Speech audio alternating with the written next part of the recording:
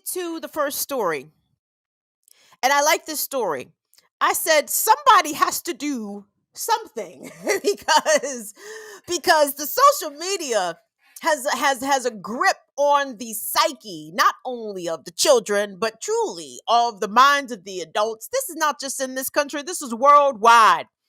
We have all your elderly relatives are very concerned about what's on Facebook. Okay, they're very concerned about what's being posted on Facebook. Who is saying what? Your college age child, perhaps, or adult child post college age, all concerned about what Elon is doing on Twitter. Your tween and your teenager addicted to the tick of the takada and adult to stopida. It's ridiculous, right? So, a school system in Seattle. Let's pop up that article if we could, Will. This is from the USA of Today. A public school district in Seattle has filed a novel lawsuit against the tech giants behind TikTok, Instagram, Facebook, YouTube, and Snapchat, seeking to hold them accountable for the mental health crisis among the youth. I like where this is going. Not certain I agree, but I like it. Seattle Public Schools, that is, filed the lawsuit Friday in U.S. District Court. The 91-page complaint says that the social media companies have created a public nuisance by targeting their product towards children. It blames them for worsening the mental health crisis, for worsening mental health and behavioral disorders, including anxiety, depression, disordered eating, and cyberbullying, making it more difficult to educate students and forcing schools to take steps such as hiring additional mental health professionals. Is that what the schools are doing? Hold on, I'm sorry. Including hiring additional mental health professionals, developing lesson plans about the effects of social media, and providing additional training to teachers.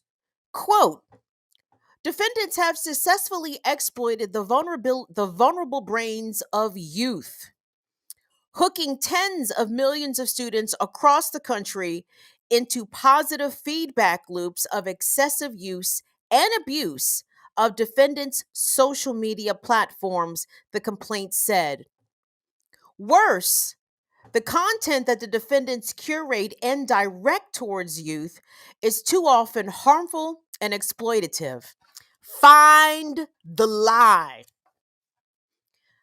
I don't know if they have legal standing for this, guys.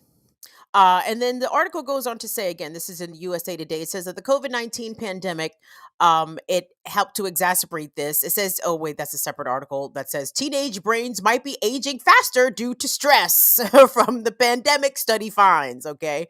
That's a separate study. Okay. So back to this particular issue. So while federal law, Section 230 of the Communications Decency Act, helps protect online companies from liability arising from what third party users post on their platform, the lawsuit argues that the provision does not protect the tech giants' behavior in this case. Scroll. Quote, it says, plaintiff is not alleging that the defendants are liable for what third parties have said on defendants' platform, but rather defendants' own conduct, the lawsuit says. Defendants affirmatively recommend and promote harmful content to youth, such as pro anorexia and eating disorder content. Yep, we found that to be the case in a recent study. In an emailed statement Sunday, Google and Snapchat said that they had worked to protect young people who use their platforms. Quote, Snapchat launched an in app support system called Here For You back in 2020 to help those who might be having mental health or emotional crisis find expert resources. And it also enabled settings that allow parents to see whom their children contact with on Snapchat, though not the content of those messages. Interesting. It lets you see who your kid's talking to, but not what is being said. This is on Snapchat. It says it has also recently expanded content about the new 988 suicide and crisis phone systems in the United States. I think that this could be a good thing ultimately, because who is responsible here, guys? Now ultimately the parents, in my opinion, are responsible. And but I have to, take a step back and acknowledge my deficit in this area. I am not a parent. I'm sure raising children in the year 2023 is hard. It's hard. I'm sure it is very tempting to, number one, acquiesce to your children when they want a smartphone or a smart device, or when they want to download social media platforms and they want to engage and build their profiles. I'm sure the kids is putting the press on the parents for all of those things. But at the same time, guys, if your kid is going to press you out, like, what if your kid is pressing you out for, a sip of beer, or if your kid is pressing you out for a hit off that J, like your kid is pressing you out for a THC gummy. No, you don't give the kids those things, because those are not things for kids to have, because they could, ultimately be bad for the children. I feel as though this generation of kids, they are literal digital dope fiends. Okay. They are digital dope fiends. I've seen it happen, especially with toddler sized kids, right? Because their parents give them the devices so often. Try to take that iPad away. Take that iPad away from little Kaylin and watch what the fuck happens. Little Kaylin's gonna wow the fuck out. You need to run me back my iPad right now. Little Kaylin's gonna be ready to fight and do all kinds of shit. But that's how dope fiends act. That is how drug addicts act. Like, you can't take the thing away from them because it's giving them too much pleasure and they become way too accustomed to it. So now, here we are in 2023. When did the smartphone become very, proliferated, and then all the kids had them? Let's say 2000s, early 2000s, whatever, mid early 2000s, the aughts sometime. Yeah, we got a whole generation now. Dope fiend on devices, on digital devices. And of course, the educators are seeing it. And there is some responsibility to be borne here by these social media tech giants. Google, YouTube, not only are they tracking all the movements your children make, creating advertising profiles upon them, but they are intentionally pushing more harmful images towards these kids. It's been documented.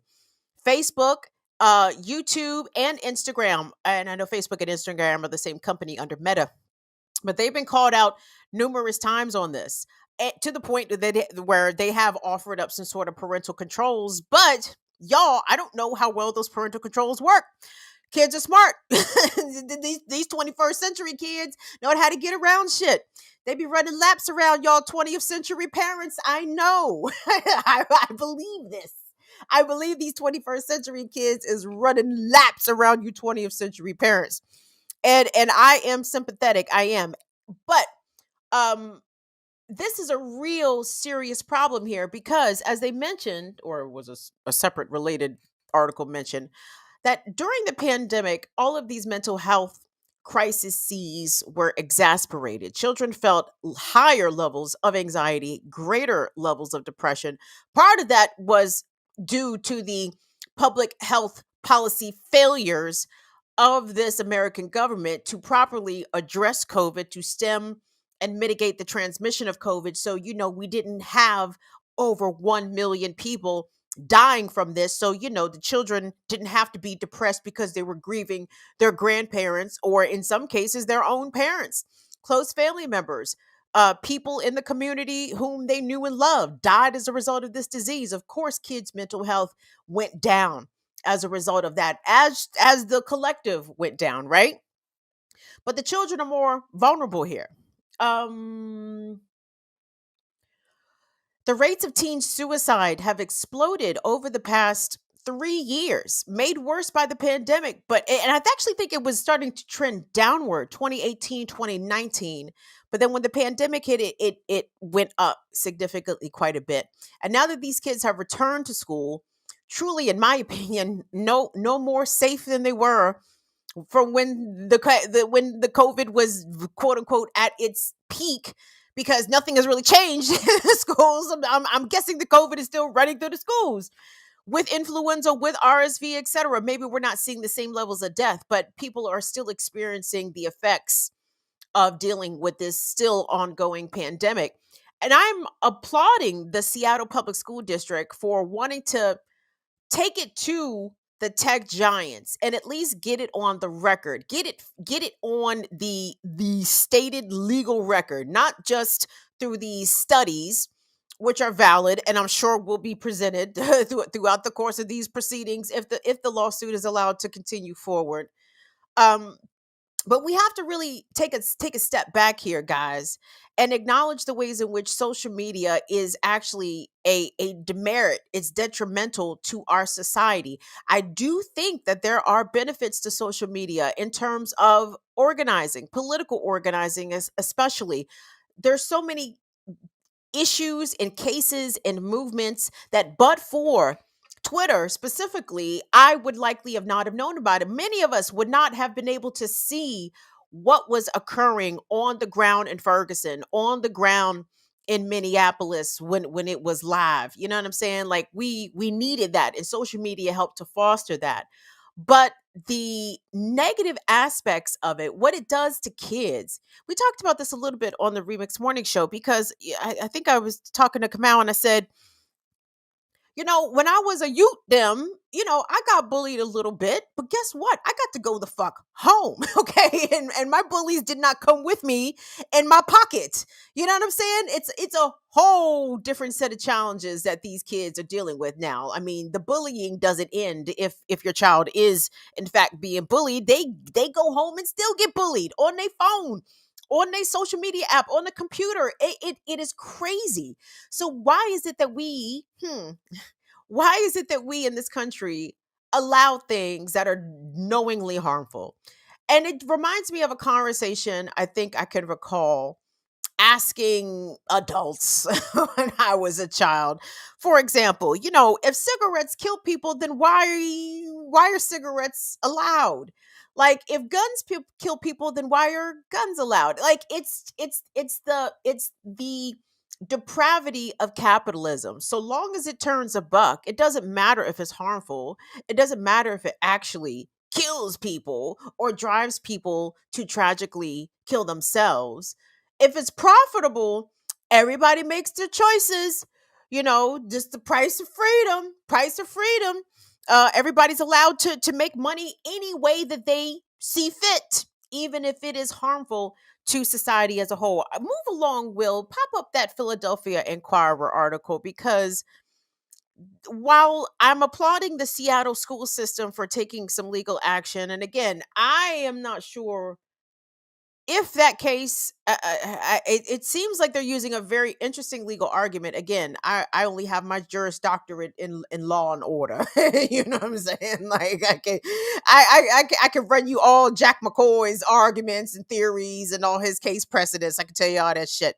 So in my esteemed opinion, I don't know what kind of grounds that case is going to have. I'm not even sure exactly what they're seeking in terms of damages. But it'll be interesting. I support it though. So yeah, let's take a look at this piece in the Inquirer, because it kind of dovetailed with what I was going to talk about today. And it says how to take a break from social media. And again, it goes on to say that the average person, according to some studies, are on social media apps about 2.5 hours. I think that's I think that's a low read. I think that's a low read. Because sometimes when my Apple device wants to run me my weekly reports and tell me, I'm sorry, let me set up. When my Apple device wants to run me my weekly reports and tell me how long I averaged out on my phone, I know I'm not always on social media whilst on my phone, but I guarantee you it's probably more than 2 hours. Even though I ain't tweeting, I'm lurking, my niggas. How the tweets is watching. Don't think because I ain't speaking, I ain't seeing because I'm is. But anyway, um, part of what this article goes on to talk about is the ways in which, number one, you should probably be putting down your phone from time to time. But they quoted the director, hold on, of the University of Pennsylvania's Wahoo's It Center. Hold on, let me find my man's. My man's had the Southeast Asian names. You know I love me some Southeast Asian. They got delicious food. They got beautiful brown skinned men with silky black hair. I mean, find the flaw. Find the flaw. There is none. I'm sorry that y'all let it anyway. Yes, I find Southeast Asian men attractive. They're beautiful. Anyway, it talks about steps that you can take to reduce your social media consumption, including hiding your social media apps on your phone. No one's doing that. But one thing I do though, I have done is that I turned off the notifications for Twitter, for Instagram, some for Instagram, and but I leave my notifications on for YouTube, but Twitter I turned them off, and I don't even have Facebook on my phone. So there's that. But as many ways as social media is detrimental for children, please believe that it is equally detrimental for adults. The difference is we may have a little bit more wisdom, a little bit more savoir faire, but we are still as equally influenced and manipulated by the images and shit that we see. Okay. I know a lot of y'all think that y'all friends is living their best life. They living their best life out there on the internets. You know what I'm saying? But a lot of people's out here faking the funk. Please believe it. Niggas is after paying for vacations, and I'm not dissing. That's not a diss. I'm just saying it may not be as Instagram sparkly as the Instagram sparkly image would foretell, right? I mean, shit is maybe not always what it seems. Talking about adults here, okay? And I can fall into it too. One of the reasons, not related to social media, but kind of related to social media, because to me, it's these things are very blurry and betwixt each other. But one reason specifically that I don't watch the Real Housewives of Atlanta or Potomac, or none of them actually, but specifically because the Housewives of Atlanta and Potomac, I watched the first two seasons of the Real Housewives of Atlanta, and it was wild. But what I found myself being drawn to, and when I clocked it, I had to check myself. I'm like, I'm really drawn into this aesthetic, right? I'm drawn into these powerful, assertive black women who are made up to a T, hair flawless, makeup flawless, outfit flawless, life flawless, except for the drama. You know what I'm saying?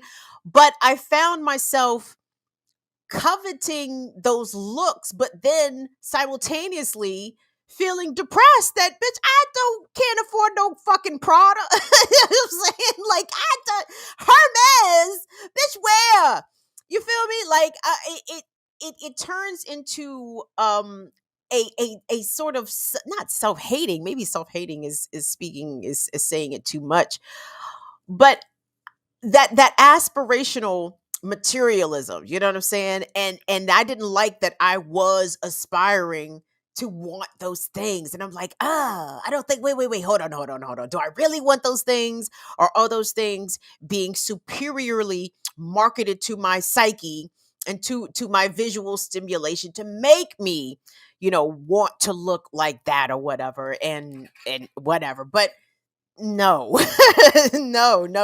But that also comes across on social media as well. You know what I'm saying? People come across all the way put together, all the way made up, and you just look and you're like, wow, one day, one day when I grow up, maybe I'll be able to have that. But chances are the way all of that is being presented to you is smoke and mirrors anyway. You know what I'm saying? Like people are airbrushed, people are nipped and tucked. People are BBL'd out here. Like everything is not on the up and up, and people are not going to tell you that this shit is filtered and touched up and yes, I had surgery 3 months ago and this, that, and the third. No, no, no, no, no.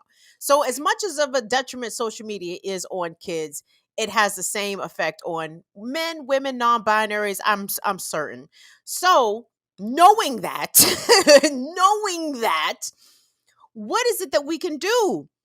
Because, for example, us doing this YouTube show.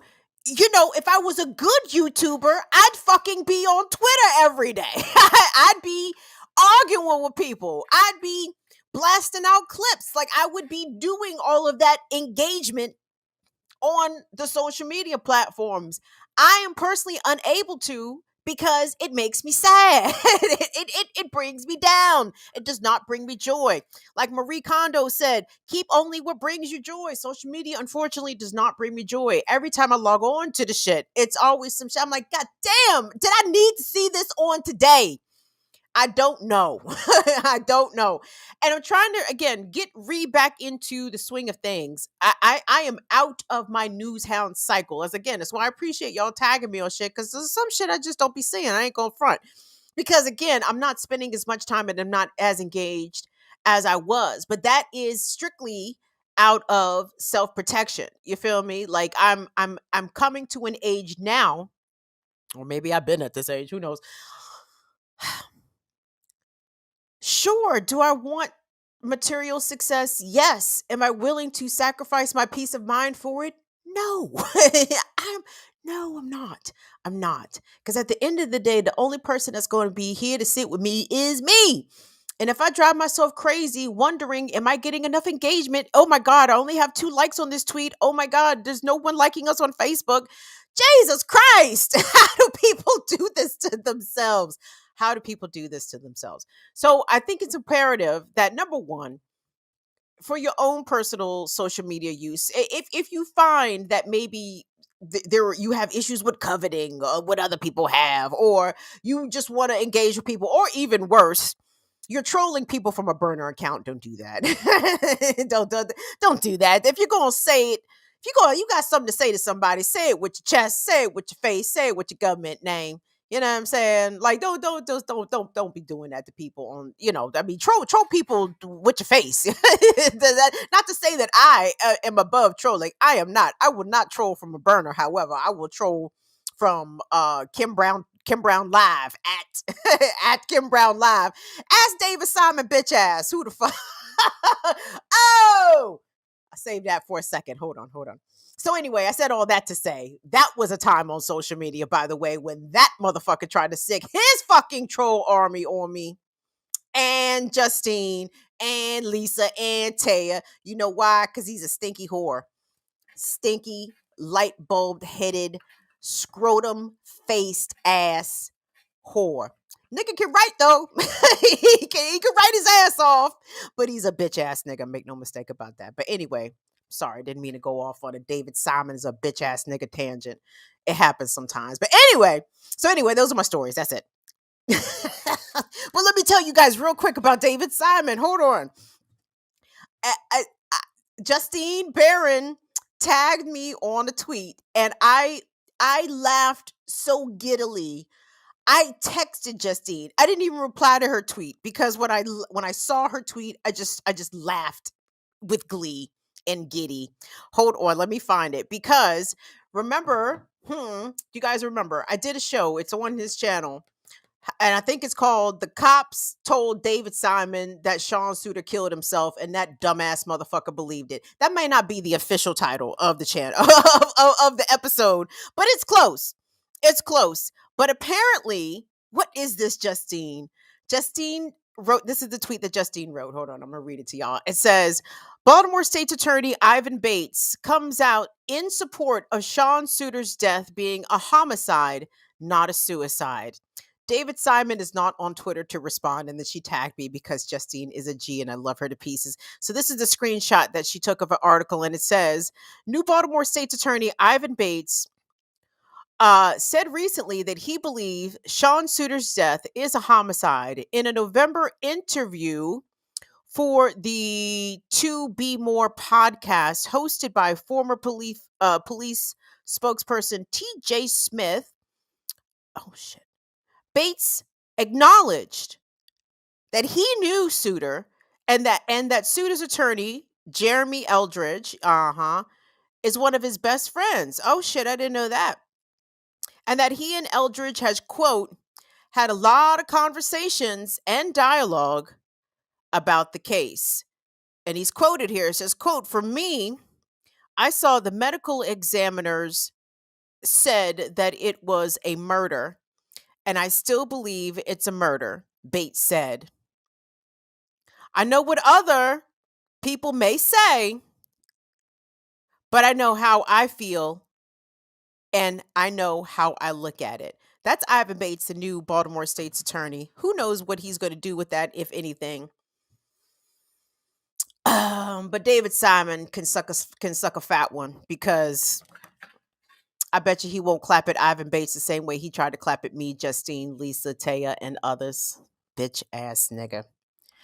Anyway, I'm sorry.